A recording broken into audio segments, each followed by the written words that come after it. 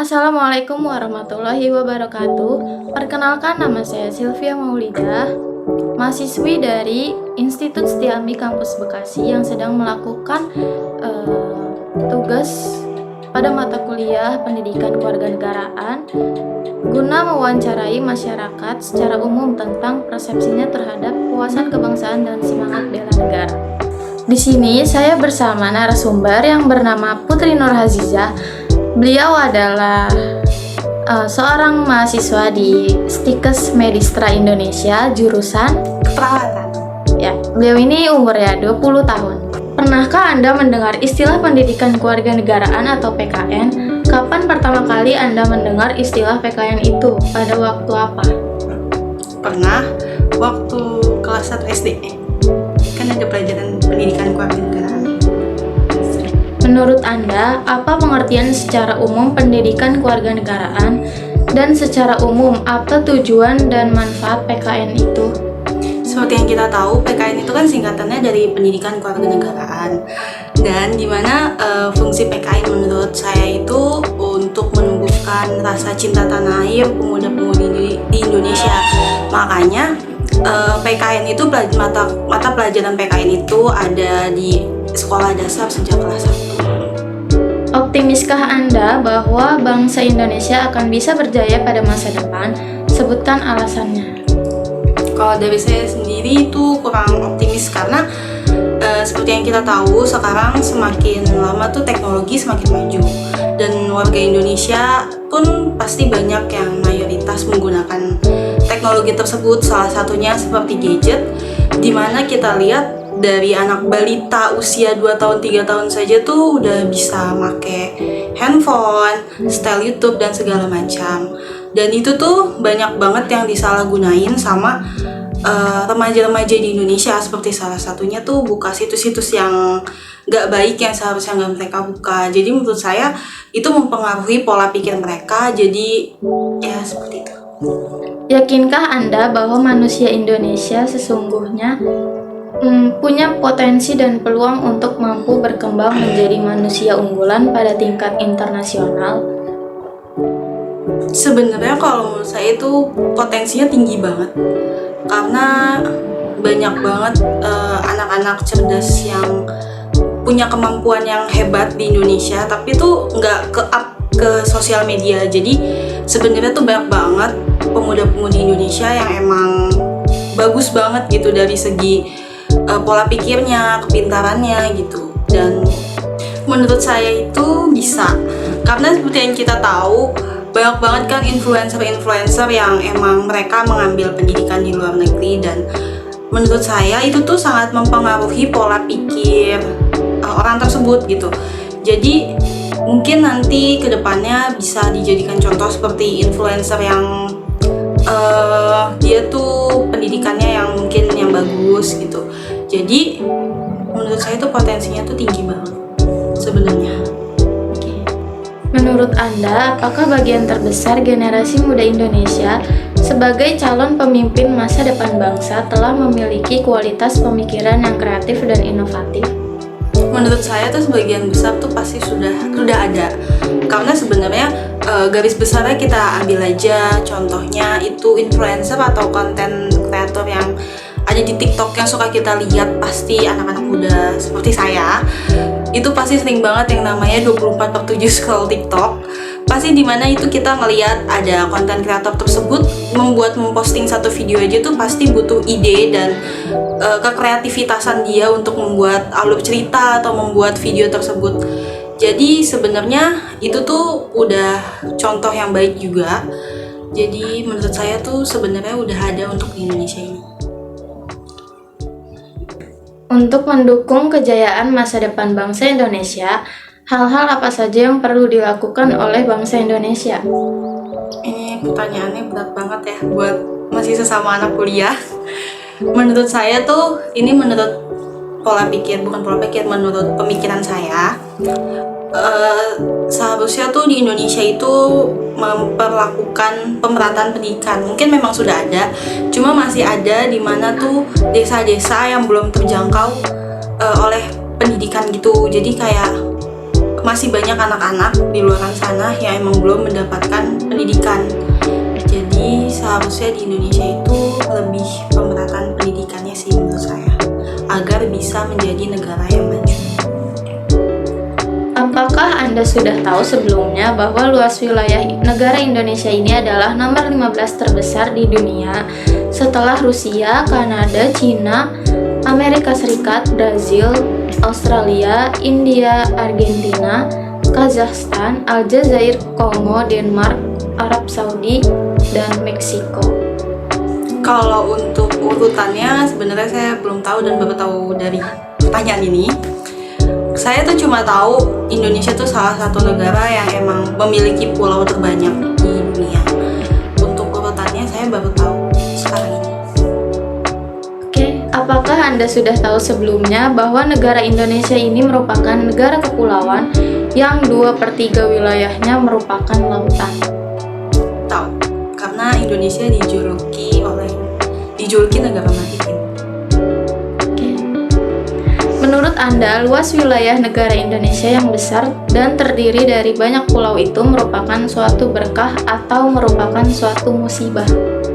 Menurut saya suatu berkah, karena dari situ banyak banget masyarakat atau warga Indonesia yang bisa menjadikan tempat tersebut untuk mata pencaharian ya. Jadi menurut saya itu suatu berkah. Kalau semisal musibah, ya itu tergantung Tuhan yang Maha Kuasa. Menurut saran Anda, bagaimana cara yang harus dilakukan untuk mencegah agar luas wilayah Indonesia yang besar itu jangan sampai berkurang atau misalnya kehilangan pulau karena diakui atau diklaim oleh negara tetangga?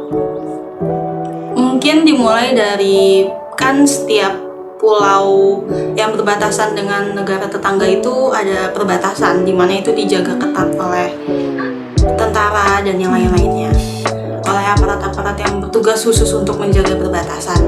Jadi mungkin lebih diperketat lagi, sama mungkin biasanya menurut saya faktor emang yang bikin pulau tersebut bisa diakuisisi oleh negara tetangga itu karena mungkin kurang perhatian dari pemerintah itu sendiri gitu. Jadi itu dijadikan peluang oleh negara tetangga untuk kayak, oh pulau ini tuh kurang diperhatikan gitu, gimana kalau kita ambil aja, mungkin seperti itu. Yakinkah Anda bahwa bagian terbesar wilayah Indonesia itu sudah terbangun infrastruktur sarana prasarana secara tersebar merata di setiap wilayah? Belum, karena masih banyak yang belum terjangkau oleh teknologi, oleh listrik. Masih banyak desa-desa di Indonesia yang emang infrastrukturnya tuh belum terpenuhi secara memadai. Negara Indonesia itu dikenal kaya dengan sumber daya alamnya, antara lain punya tambang emas, punya tambang minyak, punya hutan kayu, punya perkebunan, juga punya kekayaan perikanan di lautan. Menurut Anda, yakinkah bahwa kekayaan alam Indonesia itu sudah dimanfaatkan secara optimal untuk sebesar-besarnya meningkatkan kesejahteraan rakyat Indonesia? Untuk itu memang menurut saya mungkin ya sudah dioptimalkan, sudah dimanfaatkan semanfaat-manfaatnya. Cuma dari yang sering saya lihat di berita itu, tetapi itu diambil alih oleh atau dikontrak oleh negara luar, perusahaan negara luar, dimana yang seharusnya Indonesia sendiri bisa memanfaatkan semua itu untuk kebutuhan negara kita sendiri gitu. Cuma mungkin rakyat-rakyat kita masih belum paham sama gimana caranya memanfaatkannya, atau mungkin terkendala di teknologinya juga. Jadi sehingga malah kebanyakan rakyat kita yang menjadi pekerja di sana. Menurut informasi, banyak kekayaan sumber daya alam Indonesia yang diekspor ke luar negeri masih dalam bentuk bahan mentah dan setelah diolah di luar negeri kemudian diimpor oleh bangsa Indonesia dalam bentuk jadi dan siap pakai. Jika info itu betul, menurut Anda, apakah hal itu sudah memperlihatkan adanya pemanfaatan secara optimal kekayaan alam Indonesia untuk sebesar-besarnya demi kesejahteraan rakyat Indonesia? Karena ya itulah balik lagi ke statement saya yang awal yang sebelumnya, karena Indonesia itu masih belum mampu untuk mengolah semua itu. Mungkin entah terkendala pengetahuan atau terkendala teknologi. Jadi yang seharusnya itu kita bisa menjadi untung besar atau bahkan bisa menjadi negara maju, tapi kita malah menyerahkan itu ke negara lain dan kita membeli produk itu lagi dari negara tersebut yang padahal emang bahan bakunya itu dari negara kita. Tahukah Anda bahwa jumlah penduduk Indonesia adalah jumlah terbesar keempat di seluruh dunia setelah Cina, Amerika Serikat, dan India? Tahu. Oke, menurut Anda, besarnya jumlah penduduk Indonesia itu merupakan suatu berkah atau suatu musibah? Kalau menurut saya musibah, karena kurangnya lagi sex education di Indonesia, yang dimana sex education itu seharusnya sudah diberikan kepada anak-anak itu sejak usia dini. Dan membludaknya masyarakat di Indonesia itu banyak faktor, seperti contohnya kasus pelecehan seksual dan pemerkosaan, atau pernikahan dini, atau hamil di luar nikah. Itu akibat mungkin dari hubungan berpacaran yang tidak sehat. Jadi membludaknya masyarakat di Indonesia gitu.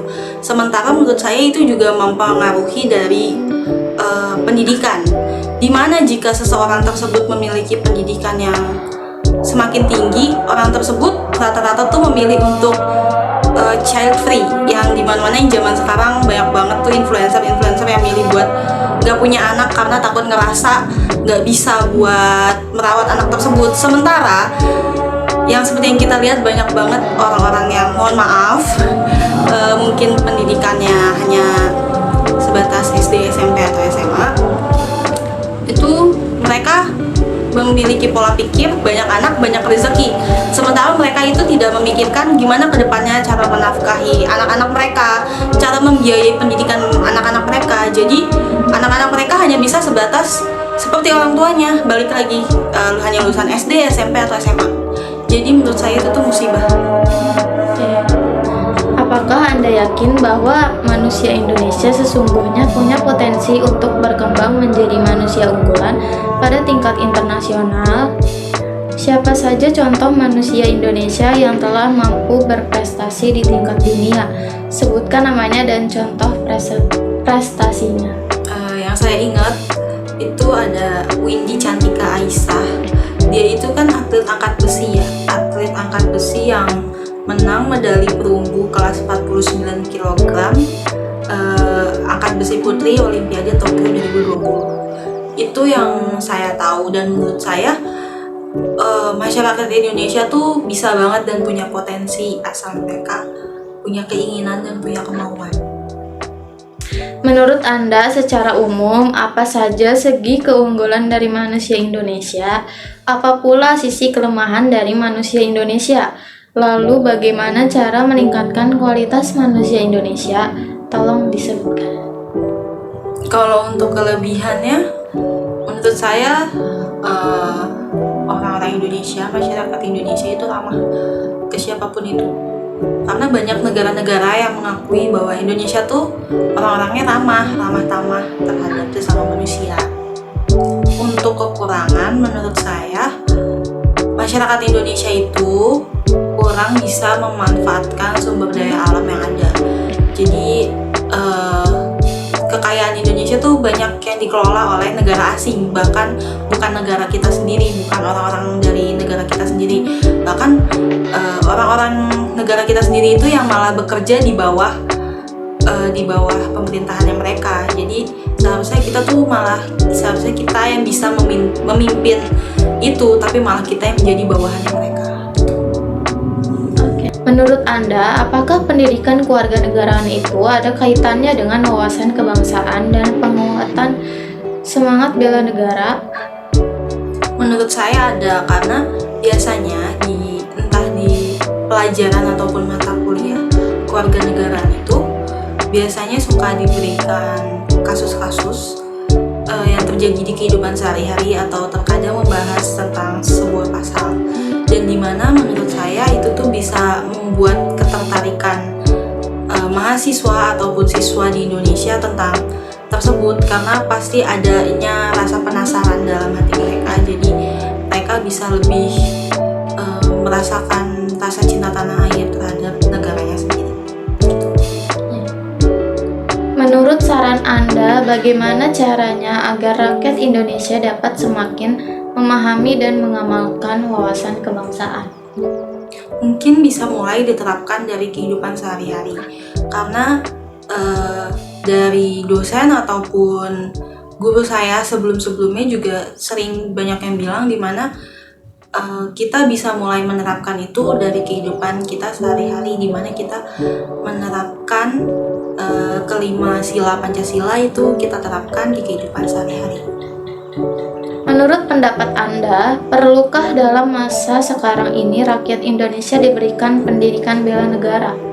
Menurut saya perlu, karena semakin kesini banyak masyarakat ataupun anak muda yang sudah merasa negaranya ini kurang untuk memadai untuk dirinya. Jadi mungkin menurut saya itu tuh suatu pelajaran yang penting untuk ada di setiap, entah di bangku perkuliahan ataupun di sekolah. Menurut pendapat Anda, perlukah rakyat Indonesia diberikan pendidikan bela negara dengan cara latihan berperang dan menggunakan senjata api seperti cara militer? Mungkin itu jatuhnya kita bisa mengambil contoh seperti Korea Selatan ya, dimana itu wajib militer. Menurut saya itu tuh bagus, karena dimana itu tuh untuk mencegah hal-hal yang tidak diinginkan. Karena jika kita hanya mengandalkan aparat-aparat yang bertugas atau yang berkewajiban untuk menjaga negara, mungkin misal sewaktu-waktu adanya perang itu tidak membantu. Karena menurut saya juga apa yang dilakukan oleh Korea Selatan itu tuh sudah sangat bagus dan keputusan yang bijak. Jadi mungkin jika Indonesia mengikuti itu, mungkin bisa. Menurut saran Anda, bagaimana cara yang tepat untuk pemberian pendidikan bela negara bagi masyarakat? Seperti pertanyaan yang sebelumnya, itu tuh bisa ya mungkin wajib militer untuk setiap warga laki-laki ya, dengan batas usia tertentu seperti yang dilakukan oleh Korea Selatan. Mungkin kita bisa mengambil hal-hal yang baik dari segi pemerintahan negara-negara maju lainnya, dan mungkin setelahnya kita bisa melakukan sosialisasi atau penyuluhan tentang bela negara ke tempat-tempat seperti sekolah-sekolah ataupun tempat institusi pendidikan lainnya. Mungkin dari saya itu sih. Apa saran Anda agar rakyat Indonesia dapat memahami dan mengamalkan nilai-nilai wawasan kebangsaan dan semangat bela negara? Seperti yang saya bilang sebelumnya, kalau semisal menanamkan rasa bela negara itu mungkin bisa dengan adanya pendidikan kewarganegaraan, lalu mulai dari situ adanya munculnya rasa-rasa penasaran terhadap cinta tanah air, karena rasa cinta tanah air itu menurut saya bisa dipupuk sejak kecil, sejak dini ya, seperti itu, mulai dari sekolah dasar dan sebagainya. Itu mungkin lebih dari gerakan kemauan hati sih. Menurut saran Anda, materi penting apa saja yang perlu diberikan pada mata kuliah pendidikan kewarganegaraan? Kalau semisal di perkuliahan itu, seingat saya adanya mata kuliah kewarganegaraan, dan dimana itu ada sub bab tentang bela negara, seperti itu. Penting banget ya? Menurut saya itu penting sih.